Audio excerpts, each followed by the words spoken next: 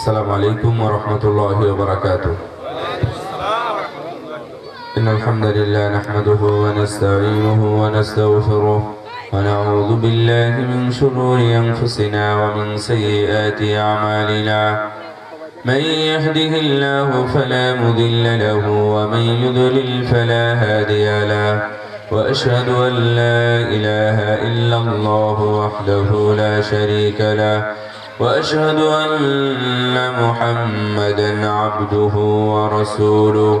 أما بعد فإن خير الحديث كتاب الله، وخير الهدي هدي محمد صلى الله عليه وسلم، وشر الأمور محدثاتها، وكل محدثة بدعة، وكل بدعة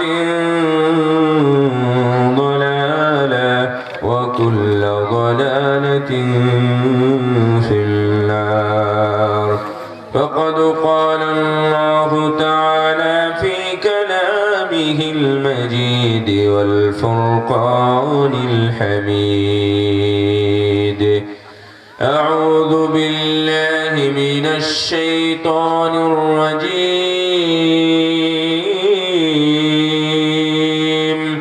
بسم الله الرحمن الرحيم.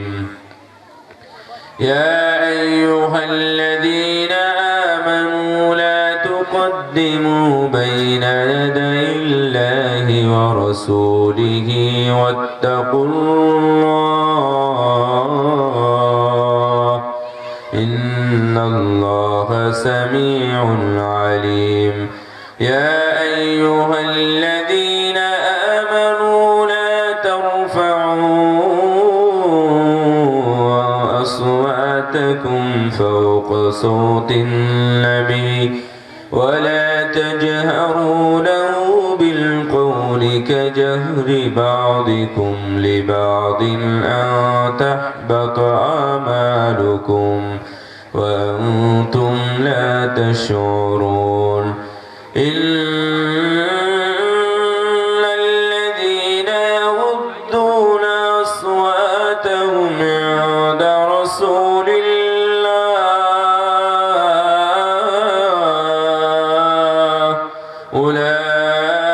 أولئك الذين امتحن الله قلوبهم للتقوى، لهم مغفرة وأجر عظيم.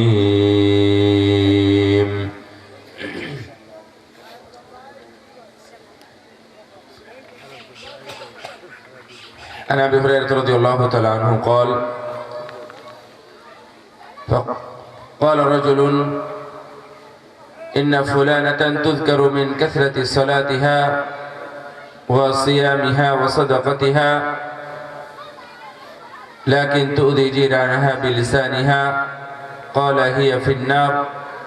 فقال رجل: إن فلانة تذكر من قلة صيامها وصلاتها وصدقتها وأنها تتصدق بأثوار من العقد، لا تؤذي جيرانها بلسانها، قال: هي في الجنة.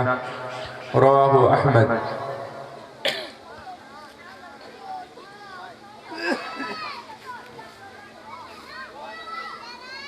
পল্লী বাইতুল হক জামে মসজিদের উদ্যোগে আয়োজিত আজকের এই বার্ষিক তাফসীরুল কুরআন মাহফিলের সম্মানিত সুযোগ্য সভাপতি,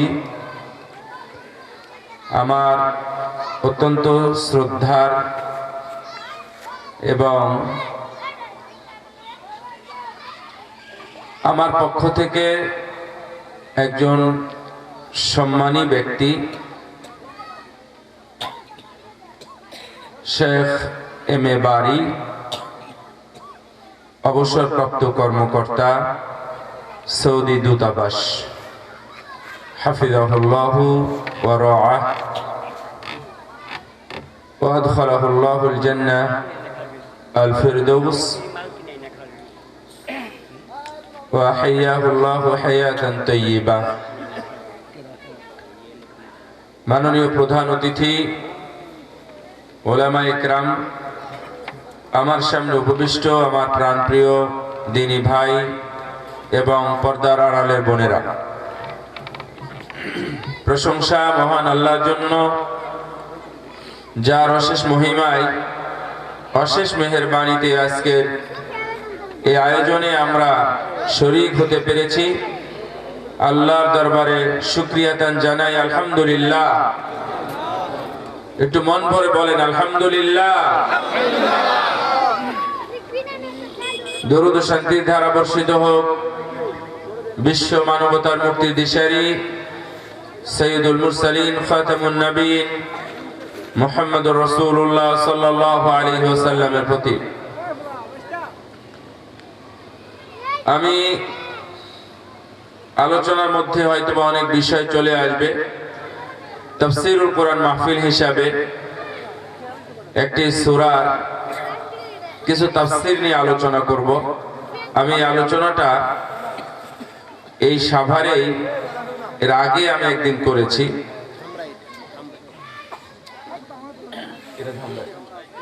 আচ্ছা আচ্ছা, আমরা ধামরাই চলে এসেছি আলহামদুলিল্লাহ। আমি বুঝতে পারিনি যে এটা সাভার না। তো আমি সূরা হুজুরাত খুব বান্দার সাথে বান্ধব সম্পৃক্ত একটি সূরা। সূরাটি নাজিল হয়েছে মদিনায়, মদিনা জীবনের শেষ, রাসূল সাল্লাল্লাহু আলাইহি ওয়াসাল্লামের মৃত্যুর বছর খানেক আগে এই সূরাটি নাজিল হয়। হুজুরাত মানে হচ্ছে ঘর বাড়ি। রাসূল সাল্লাল্লাহু আলাইহি ওয়াসাল্লামের স্ত্রীগণ ছিলেন, প্রত্যেকের ছোট্ট ছোট্ট কামরা ছিল, ঘর ছিল। সেই ঘরকে লক্ষ্য করেই বলা হয়েছে হুজুরাত, তার মানে ঘর বাড়ি, ঘর সমূহ। এখানে মূলত আদব, আখলাক, মুআমালাত, ভ্রাতৃত্ব, মুসলিমদের কিছু আচরণ, সিফাত না, কিছু আচরণের কথা এই সূরায় তুলে ধরা হয়েছে। সূরার মধ্যে 18টি আয়াত, 353টি শব্দ এবং 1493টি হরফ আছে। এই সূরার মধ্যে আশ্চর্যজনক হলেও সালাতের বিষয়ে আলোচনা হয় নাই, সিয়াম, হজ, যাকাত এগুলো আলোচনা হয় নাই। কিয়ামত, জান্নাত, জাহান্নাম এই সমস্ত বিষয়েও আলোচনা হয় নাই। তাওহীদ নিয়েও আলোচনা নাই। এই আলোচনাটা বলতে পারেন শুধুই আমাদের আদব আখলাক নিয়ে। একজন মানুষ মুসল্লি হতে পারে,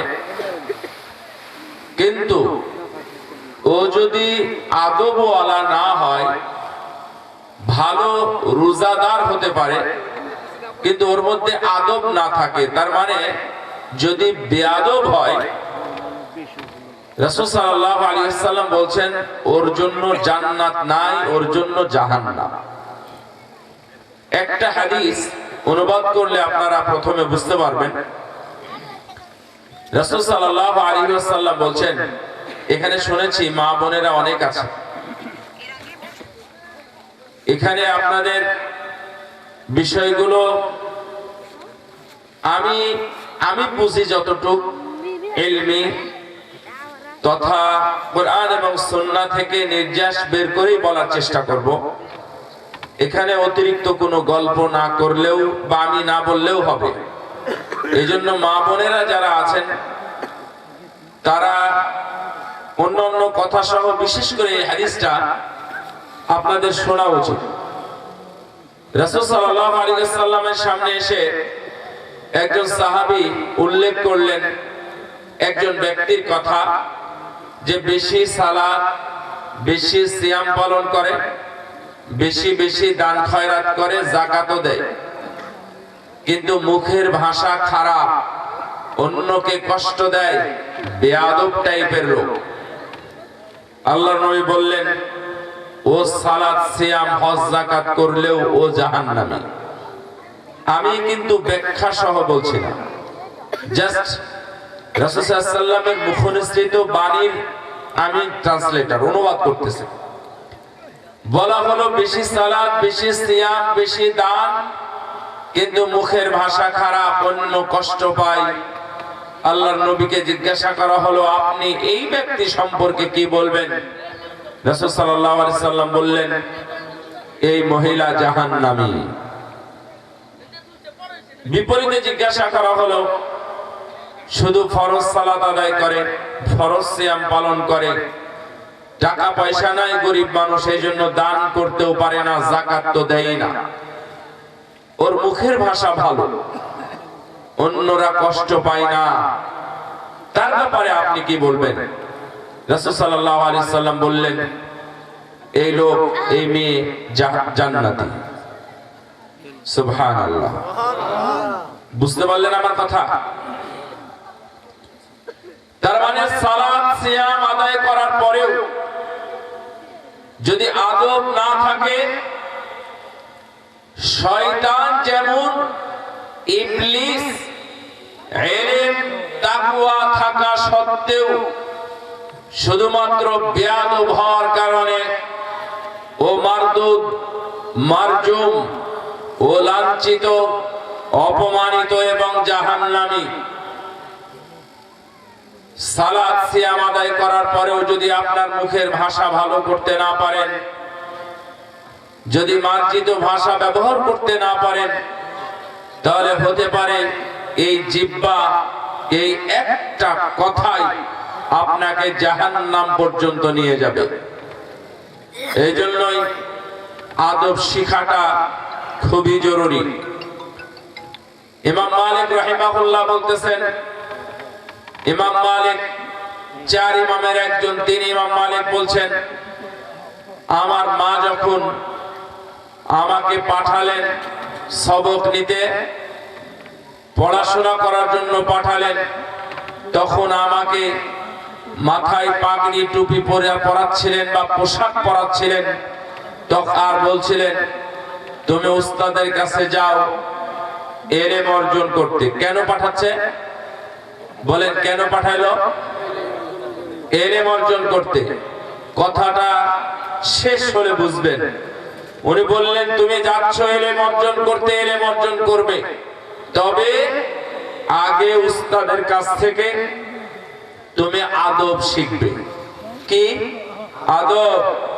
শিষ্টাচার, নিয়ম কানুন, মুআমালাত, অন্যের সাথে কথা বলার ধরন, অন্যের সাথে চলাফেরা, উঠা বসা ইত্যাদি কিভাবে হবে, এই আদবটা আগে শিখো, তারপরে তোমরা ইলম শিখো। কারণ কেউ যদি বেয়াদব হয়, ও বড় আলেম হোক আর শিক্ষিত হোক, মানুষ ওকে ঘৃণাই করে, ওকে কেউ মূল্যায়ন করতে চায় না। কিন্তু কারো মধ্যে যদি ইলম নাও থাকে, কারো মধ্যে যদি ইলম নাও থাকে, ও যদি নিরক্ষর হয়, ও যদি স্কুল কলেজে নাও যায়, কিন্তু যদি আদব বলা হয়, ভালো মানুষ হয়, তাহলে ও প্রশংসিতই হবে। ও অশিক্ষিত হওয়ার কারণে কেউ তার খারাপটা বা দুর্নামটা বলবে না, বলবে। এই জন্য এই সূরার গুরুত্ব অনেক বেশি। এই সূরায় আয়াত কয়টা আছে? কয়টা আয়াত বলেছি আমি? 18টা। বাকিগুলো মনে না রাখলেও চলবে। কোথায় নাজিল হয়েছে সূরাটি? মদিনায়। নবম হিজরিতে নাজিল হয়েছে মদিনাতে। সুতরাং এই সূরার মধ্যে যা আছে আমরা একটি একটি করে বলার চেষ্টা করব। আপনারা আদবগুলো গ্রহণ করবেন ইনশাআল্লাহ। আল্লাহ যেন আমাদেরকে তৌফিক দান করেন, আমিন। আল্লাহ বলছেন, ইয়া আইয়ুহাল্লাযীনা আমানু লা তুকদ্দিমু বাইনা ইয়াদাইল্লাহি ওয়া রাসূলিহি ওয়াত্তাকুল্লাহ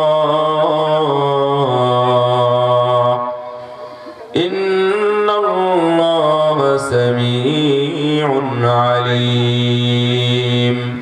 হে ঈমানদারগণ, আগেই বলি মহব্বতের ডাক, আল্লাহ খুব মহব্বতের ডাক, দরদের ডাক। ওই সকল বান্দাদেরকে আল্লাহ বলছেন যারা ঈমান এনেছে। আপনারা কোন দলের?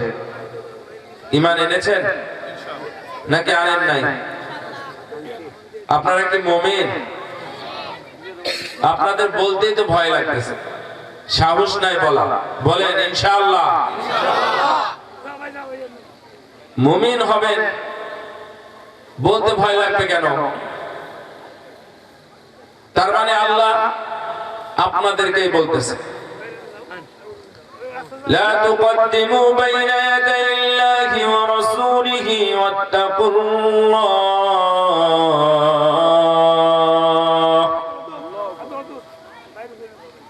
লা তুকদ্দিমু, খবরদার বাড়াবাড়ি করো না, অগ্রসর হও না। লা তুসারিউ, তাড়াহুড়া করো না। লা তুখালিফুল কিতাবা ওয়াস সুন্নাহ। আলী ইবনে আবি তালিব এবং ইবনে আব্বাসের বর্ণনা অনুযায়ী তারা বলছেন, কোরআন এবং সুন্নাহর বিরোধিতা করো না। লা তুকদ্দিমু বাইনা ইয়াদাইল্লাহি ওয়া রাসূলি, আল্লাহর সামনে রাসূলের সামনে তোমরা তোমাদের যুক্তি প্রদর্শন করো না। তোমরা তোমাদের যে বাকপটুতা আছে, তোমরা তোমাদের কথাকে মূল্যায়ন করো না, কোরআন এবং সুন্নাহকে মূল্যায়ন করো। এই ক্ষেত্রে আল্লাহকে ভয় করো। নিশ্চয় তোমরা যা বলো আল্লাহ শুনেন, এবং যা বলো না অন্তরে রাখো সেটাও আল্লাহ জানেন। আল্লাহ শুনেন এবং জানেন। তাহলে আমাদের গোপনে অথবা চুপি চুপি কথা বলাই আল্লাহ শুনবে না এমন ধারণা কি ঠিক আছে? অথবা আমি মনে মনে কি আছে, মনে কি আছে আর মুখে কি বলতেছি, মুখে এক বলি আর মনে এক আছে, এটাও আল্লাহ ঠিকই জানেন। একজন টাকা চাইল, তো আপনি বললেন যে আগামী কালকে দেব। লোকটা আপনার কথা বিশ্বাস করে স্থান ত্যাগ করলো, কিন্তু আপনি জানেন, আপনার অন্তর জানে আমি আগামীকাল এলাকাতেই থাকবো না, আমি আগামীকাল টাকা দিবই না, এমনিতেই বললাম যে আগামীকালকে দেব। ওই লোক অবশ্যই আসবে, খুঁজে খুঁজে আপনাকে পাবে না, এবং তখন আপনি আবার আরেকটা দ্বিতীয় কোনো কৈফিয়ত, খোঁড়া কৈফিয়ত আপনি খাড়া করবেন। এই জন্য এটা জানা রাখা দরকার, আত্তাকুল্লাহ, আল্লাহকে ভয় করো, ইন্নাল্লাহা সামিউন আলীম, আল্লাহ রাব্বুল আলামিন শুনেন এবং জানেন। খবরদার কোনো কিছুই লুকাবেন না, বিধান যেটা আসছে সেটাকে মূল্যায়ন করবেন। ওয়াকুলিল হাক্কু মির রাব্বিকুম ফামান শাআ ফালইউমিন ওয়া মান শাআ ফালইয়াকফুর ইল্লা আ'তাদনা লিয-যালিমিনা নারা। হে নবী, আপনি বলুন, হক তোমাদের রবের পক্ষ থেকে আসে, যার মনে হয় মানে আর যার মনে হয় না সে অস্বীকার করে। সুতরাং বিধান যে মানে তারাই হলো মুমিন। তারা কি মুমিন? আর যারা মানে না তারা হলো জালেম। আমি জালেমদের জন্য জাহান্নামের আগুন প্রস্তুত করে রেখেছি। সুতরাং আমি জালেমদের কাতারে যেতে চাই না, আমি এই একজন মুমিনদের কাতারে হতে চাই। আল্লাহ রাব্বুল আলামিন আমাকে যা যতটুকু দিয়েছেন আমি ততটুকুই মেনে চলার চেষ্টা করি। মেনে চলবেন তো ইনশাআল্লাহ? তাহলে পরে নিয়মগুলো আরো আসবে। ইয়া আইয়ুহাল্লাযীনা আমানু লা তারফাউ أصواتكم فوق صوت النبي ولا تجهروا له بالقول كجهر بعضكم لبعض أن تحبط أعمالكم وأنتم لا تشعرون হে বান্দারগণ তোমরা নবীর সামনে খবরদার তোমাদের আওয়াজকে উঁচু করো না রাসূলের কণ্ঠে চাইতে উঁচু আওয়াজে কথা বলো না তোমরা যেমন পরস্পরে তোমাদের ছেলে সন্তান মা সন্তান অথবা তোমাদের ভাই বোন বন্ধু বান্ধব যেইভাবে তোমরা কথাবার্তায় লিপ্ত হও স্বামী স্ত্রী যেই ভাষায় কথায় লিপ্ত হও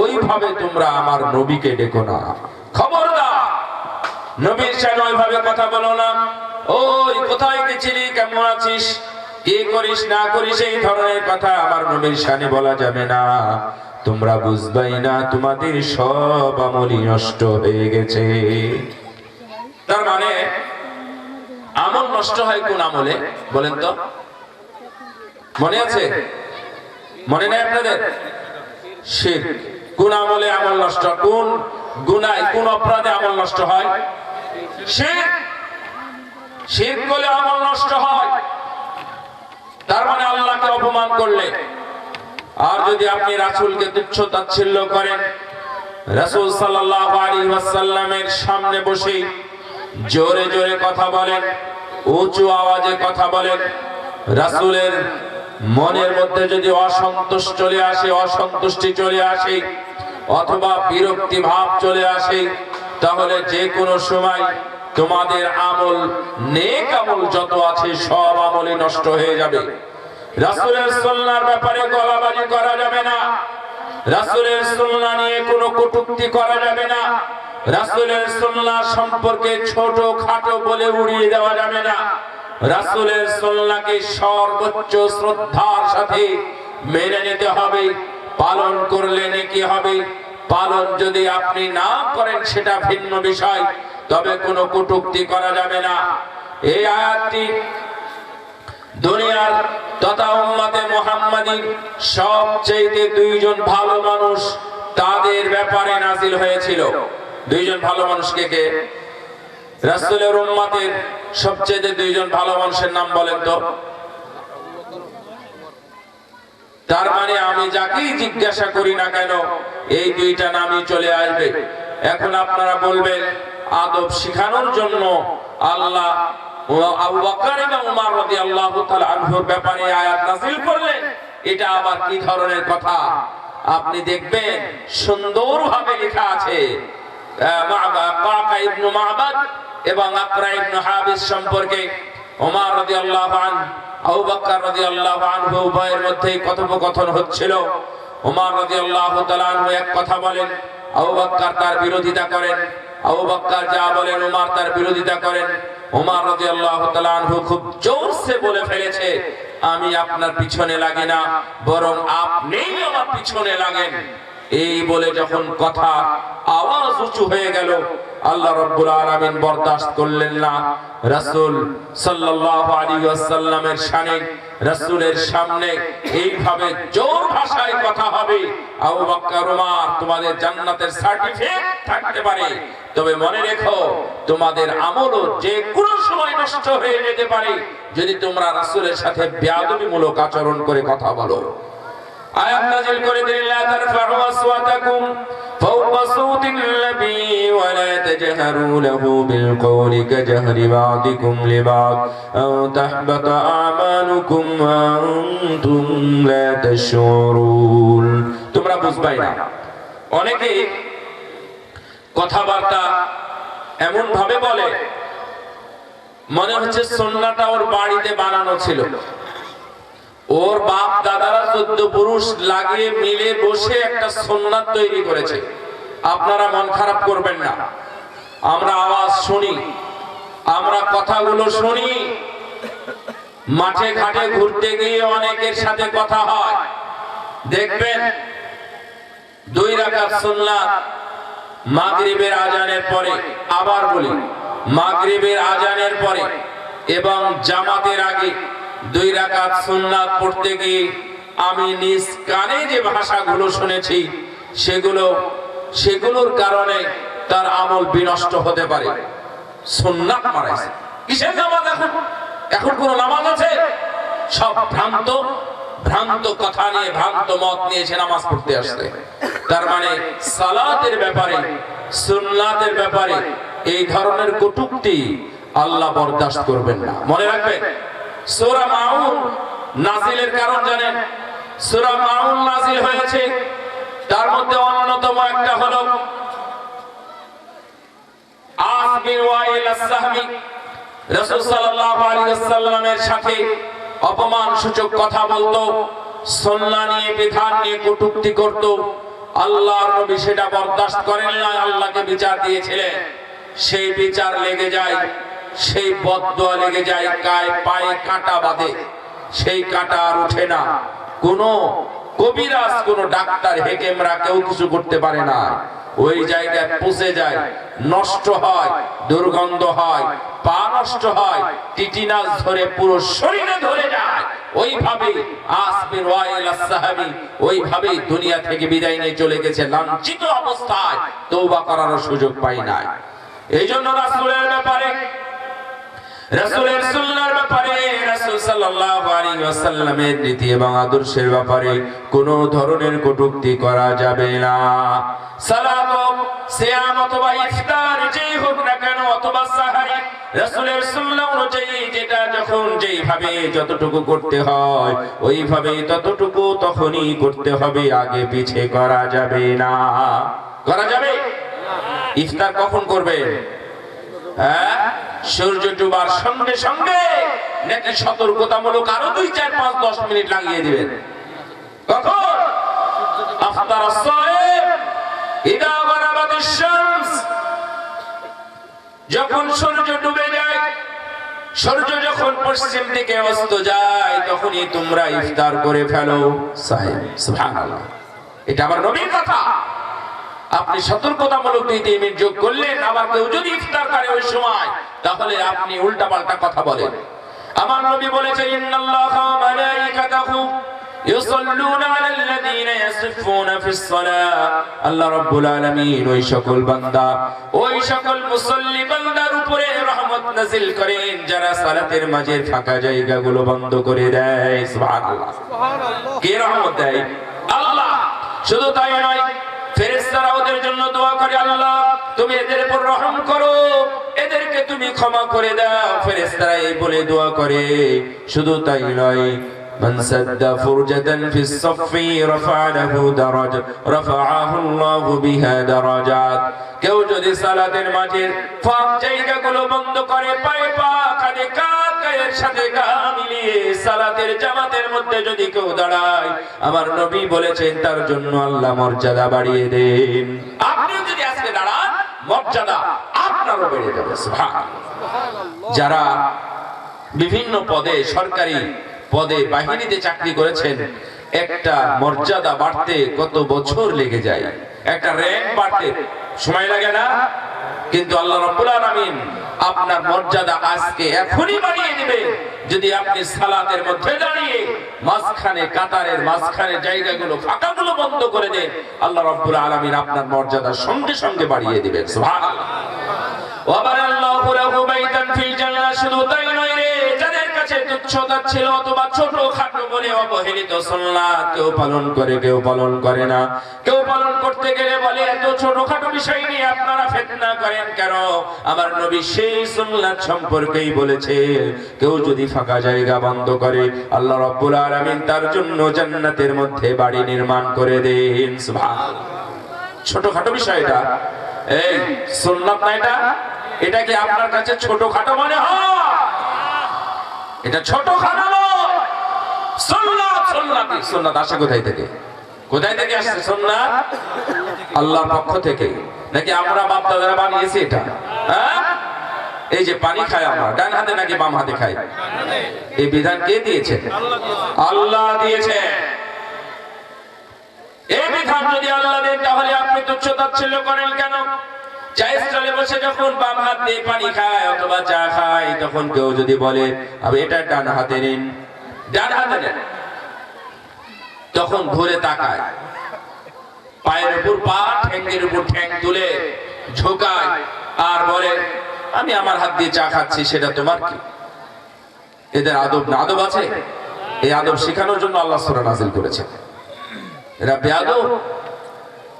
সুন্নাহ পালন করার জন্য এক ভাই মসজিদের মধ্যে জোরে আমিন বলেছে। ও মদ খায় না, ও সুদের টাকা পকেটে নিয়ে মসজিদে যায় না, অফিসার ঘুষের টাকা পকেটে নিয়ে জোহরের সালাতে মসজিদে যায়। যায় না? অফিসাররা যায় না? ঠিকই যায়। ও তো তাও করে নাই, ও দাড়ি উসাসে নাই, দাড়ি চেচে আল্লাহর নবীর সুন্নাতকে জবাই করে নাই, অথবা আমাদের দেশে হিল্লা প্রথা হালাল করার নামে মেয়েদেরকে নিয়ে এসে মসজিদের মধ্যে সহবাসে লিপ্ত হয় নাই। হয়েছে না কয়েকদিন আগে? হিল্লা প্রথা চালু করার নামে, মহিলাকে বিয়ে দেওয়ার নামে ইমাম সাহেবের সাথে হালাল, ইমাম সাহেবকে দিয়ে দিয়েছে এটা হালাল করার জন্য, সেটাও হয়েছে মসজিদে। তার বিচার এখনো হয় না। শুধুমাত্র জোরে আমিন বলেছে একটা ছেলে, মুসল্লিরা, ইমাম সাহেব, কমিটিরা সহ এলাকার মানুষ ধরে তাকে পিটিয়েছে, পিটিয়ে রক্তাক্ত করে তাকে হাসপাতালে পাঠিয়ে দিয়েছে। সুন্নাহ সুন্নাত ওয়া ইন্না মিন ওয়ারাইকুম জামান সাবর লিল মুতামাসসিকিনা আজরু 50 শাহীদা। আমার নবী বলেছেন কেউ যদি এই মুসিবতের সময়, ধৈর্যের সময় একটা সুন্নাতকে প্রতিষ্ঠা করতে পারে, একটা সুন্নাতকে যদি প্রতিষ্ঠা করতে পারে, ধৈর্যের সময় একটা সুন্নাতকে যদি ধরে রাখতে পারে, এই একটা সুন্নাতের জন্যই তাকে 50 জন শহীদের মর্যাদা দেওয়া হবে। কতজন শহীদ বললাম?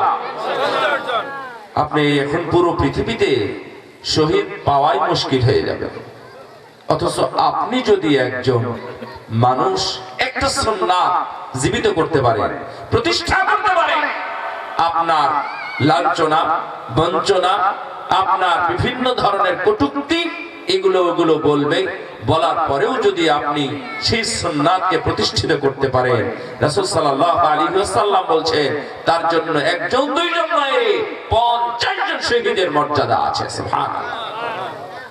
আপনি মিসওয়াক করবেন সালাতের আগে অথবা ওযুর আগে, যখন মন তখন করবেন। অনেকেই করেই ফেলে না, সালাতের আগে মিসওয়াক করে। দেখছেন আপনারা? দেখেন নাই? সালাত ঠিক শুরুর আগে দেখবেন মিসওয়াক করে, তখন আপনার মন্তব্য এমন, এবার কি ধরনের কথা, এখন মিসওয়াক করে, এখন কি মিসওয়াক করার সময়? কখন মিসওয়াক করবে? মিসওয়াক করলে খুশি হন কে? কখন? কোন সময় দেওয়া আছে? সকাল, বিকাল, দুপুর, রাত, যে কোনো সময়?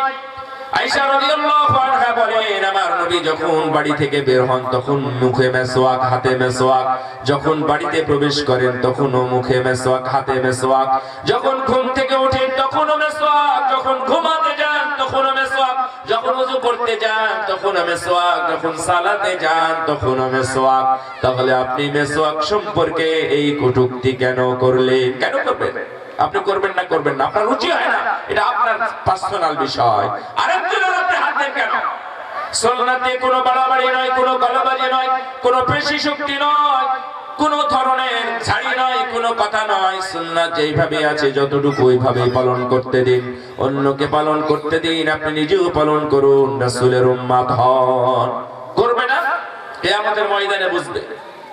কিয়ামতের ময়দানে হাউজে কাউসারের পানি থাকবে। আমার নবী বলেছেন ওই যে তারকা দেখা যায় মুক্তার মতো, মুক্তা খচিত, কত সুন্দর ঝকঝকে যে তারকাগুলো, এই তারকার মতো অগণিত গ্লাস থাকবে আমার উম্মতের পানি পান করার জন্য। সুবহানাল্লাহ। কোথাকার পানি? হাউজে কাউসার। এই কাউসার নামক হাউজ থাকবে। এই হাউজে কাউসার থেকে উম্মতেরা পানি পান করবে, যার যত মন চায়, যতটুকু মন চায় পানি পান করে চলে যাবে, একে একে যাবে আর আসবে। একদল আসবে, তাদেরকে বাধা দেওয়া হবে, ফেরেশতাকে বলা হবে ওরা আমার উম্মত ছাড়ো, ওরা পানি পান করবে। ফেরেশতারা বলবেন ইন্নাকা লা তাদরি মা আহদাসু বাদাক, আপনি জানেন না ইয়া রাসূলুল্লাহ আপনার মৃত্যুর পরে সুন্নাতের সাথে তারা কি করেছিল? 12টা বাজিয়েছিল সুন্নাতের, আপনি দিয়ে গেছেন 2টা ঈদ। ঈদ কয়টা? এখন কয়টা? এখন 3টা ঈদ পাওয়া যায়। আপনি 2টা ঈদ দিয়ে গেলেন, তারা 3টা ঈদ বানিয়ে নিয়েছে। এইভাবে সুন্নাতের তারা 12টা বাজিয়েছে, বেদাত করেছে, সংযোজন বিয়োজন করেছে। আল্লাহ নবী বললেন, তাহলে দূর হয়ে যা, তোদের জন্য সুপারিশ পানি কোনোটাই নাই। এরকম অবস্থা হবে যদি সুন্নাতের সাথে আপনি 2 নাম্বারই করেন। রাসূল সাল্লাল্লাহু আলাইহি ওয়াসাল্লাম, যদিও রাসূল সাল্লাল্লাহু আলাইহি ওয়াসাল্লামের শানে এবং এই আয়াতটা এখনো লেখা আছে কোথায় জানেন? বলতে পারেন কেউ? রাসূলের কবরে, যেটাকে আপনারা রওজা শরীফ বলেন। ওটা যদিও রওজা নয়, রাসূলের কবর কবরটা রওজা নয়। রওজা হলো রাসূল সাল্লামের কবর থেকে নিয়ে তথা বাড়ি থেকে নিয়ে মেম্বার পর্যন্ত যেটা চলে গেছে, এটার নাম হলো রওজা। এখানে চাইলে আপনি কোনোদিন সালাত আদায় করতে পারেন বা সালাত পড়ার আগ্রহ রাখতে পারেন, সমস্যা নেই। রওজা রাসূল সাল্লাল্লাহু আলাইহি ওয়াসাল্লামের কবর যেটা, সেই কবরের ওয়ালে এখন লেখা আছে, লা তারফাউ আসওয়াতাকুম ফাওকা সাওতিল নবী। ও কবরের জিয়ারতকারী যারা মুমিনগণ, যারা কবর জিয়ারত করতে এসেছো, আমার নবীর কবর জিয়ারত করতে তোমরা যারা এসেছো, খবরদার জোরে জোরে আওয়াজ করে এখানে কথা বলো না। সুন্নাতের বেলায় এত যে আওয়াজ, যদি কেউ সুন্নাত পালন করে, সবাই, আমার বড় ভাই সহ আরো অনেকেই, আব্দুর রাজ্জাক বিন ইউসুফ সহ একজন মানুষ মারা গেছে, শফিকুল ইসলাম আলহেরা, মনে আছে? গান গাইতে শুধু সুন্দর সুন্দর। এই ভদ্রলোক সহ আরো অনেকেই আছেন একটা মসজিদে, পিরোজপুরে। এই পিরোজপুরে মসজিদে কেবলই মাগরিবের সালাতে ইমাম সাহেব ওয়ালাদ-দাল্লিন বলেছেন, বলার পরে সবাই যখন লাউডলি আমিন বলেছে, সম্মেলন কেন্দ্রিক অনেক মানুষ একত্রিত হয়েছে, তো 2-4 জন মানুষ তো আসবেই। তো সেখানে মাগরিবের সালাতে জোরে আমিন বলেছে। আমিন বলার সঙ্গে সঙ্গে আপনাদের পরের কথাটুকু যেটা বলবো, ওটা আপনার ধারণাতেও নাই। আমিন বলার সঙ্গে সঙ্গে ইমাম সাহেব সালাত ছেড়ে দিয়েছে। সালাত ছেড়ে দিয়ে উনি এখন সালাত বাদ দিয়ে কথা বলতেছেন যে মসজিদে লামাযহাবিরা ঢুকে গেছে, নামাজ বাতিল হয়ে গেছে, আপনারা নামাজ ছেড়ে দেন। আমি শফিকুল ইসলাম সাহেবের কাছ থেকে গল্পটা শুনেছি, ভাইয়ের কাছ থেকে শুনেছি, বড় ভাই ডক্টর মুজাফফরের কাছ থেকে শুনেছি। কিন্তু শফিকুল ইসলাম উনি বলতেছেন, আমি ভাবতেছি মনে মনে যে আমি এখন সালাত ছেড়ে দিব নাকি কি করব। আমি এটা ভাবতেছিলাম, আমি সালাত ছাড়ি নাই তখনও।